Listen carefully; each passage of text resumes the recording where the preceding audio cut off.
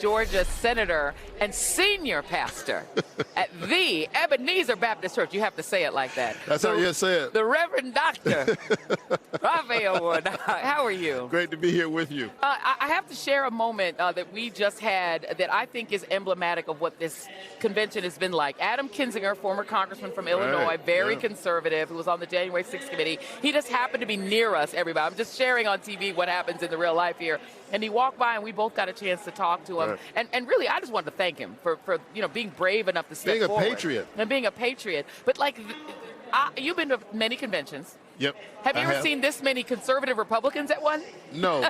This is a special gathering. This is a big tent, and there's room for everybody. Yeah, and your speech was excellent. And I feel like, well, you tell me, what do you think, if you had to give this convention a theme, what would it be? Freedom, joy, hope. Yeah. It's all here. Yeah. It's all here. And you feel it. As you move around the convention floor, you feel the excitement that's in the air. Mm-hmm. And let's face it, on the other side of this excitement, it was the sense of dread that many were feeling just a few weeks ago, trying to figure out the way forward. And here we are. The convention has come together. There's unity under this tent.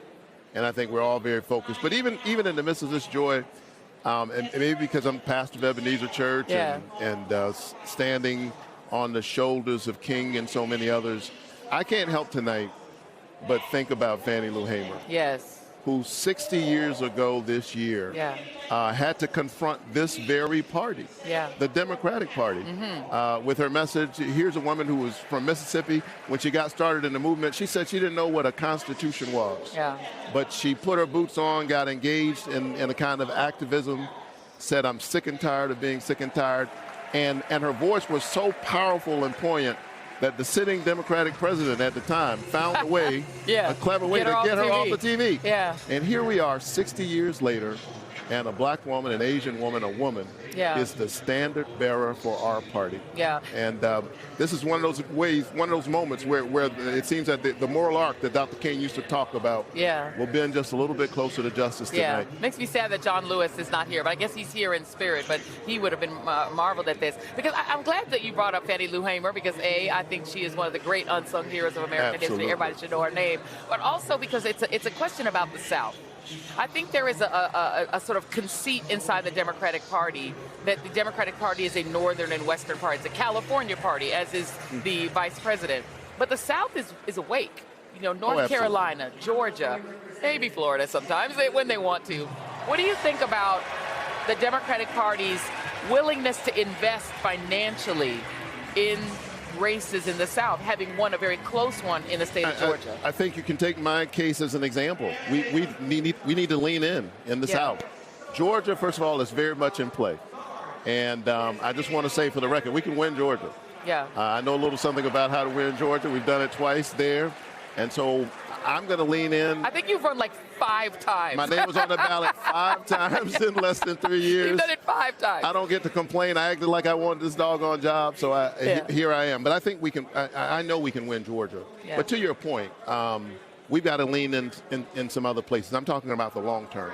Yeah. Mississippi is a blue state. It just doesn't know it yet. That's right. It's a suppressed state. I like to describe, Mississippi, Louisiana. The gerrymandering. That's right. It is a highly gerrymandered state. Absolutely. And we've got to lean in, put the resources, put our people on the ground. Yeah. And we can change the game. Absolutely. Ari has some questions for you. Ari? Senator and Senior Pastor Warnock, good to see you. Good to see you, Ari. I want to ask you about this history you were just discussing with Joy. For those excited about civil rights progress, and we do mark this barrier falling tonight, as you know, much of the black civil rights movement in America is aligned with or grows out of the church movement. Yourself, Reverend King, who you just cited, Reverend Jackson, who was honored earlier this week, as you know, Reverend Al Sharpton, who speaks tonight, and we should say, disclosure, a colleague of ours. And yet tonight we expect Kamala Harris to speak about that and her parents' involvement in that civil rights movement, but also her work as a prosecutor, which is a less traditional bridge. And so given your work with all this and your knowledge of Vice President Harris, what do you think about that broadening of the civil rights movement? What do you think about what she is likely to do or wants to do tonight in stitching those things together, which actually broadens who can come out of these movements to be potentially a president? Well, first of all, let me say that I know Kamala Harris's pastor, the Reverend Dr. Amos Brown, a Morehouse man. She's a woman of faith.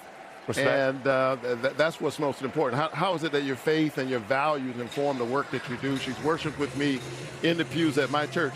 But let me just say, as someone who does a lot of work in the space around ending mass incarceration, which is something my church has taken on. We've got serious issues. The land of the free, United States of America, the land of the free is still the mass incarceration capital of the world. It's a scar and a scandal on the soul of America. And I have to say something to your viewers that may feel counterintuitive.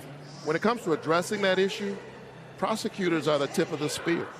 Prosecutors in many ways, in many instances, have as much or more power than the judge.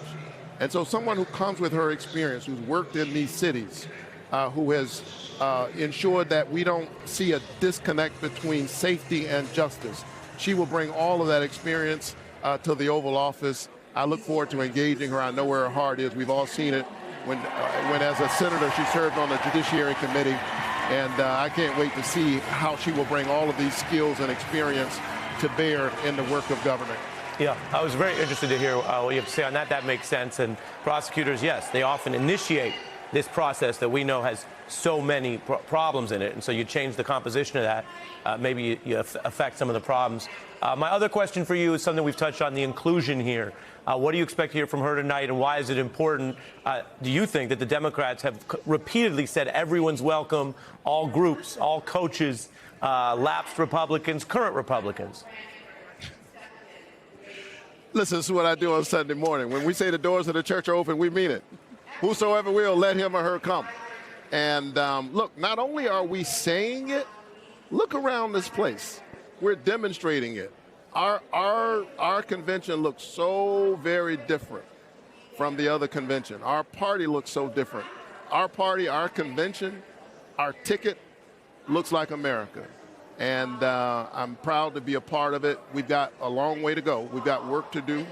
And those of us who come from the civil rights and human rights tradition, we're always going to be those who are pushing us to go a little bit closer towards our ideals. But certainly you see the commitment here. And I just want to say to everybody, you know, get on board, get involved. Don't wait to see where this is headed. We are the leaders that we've been looking for. And this is a moral moment in America.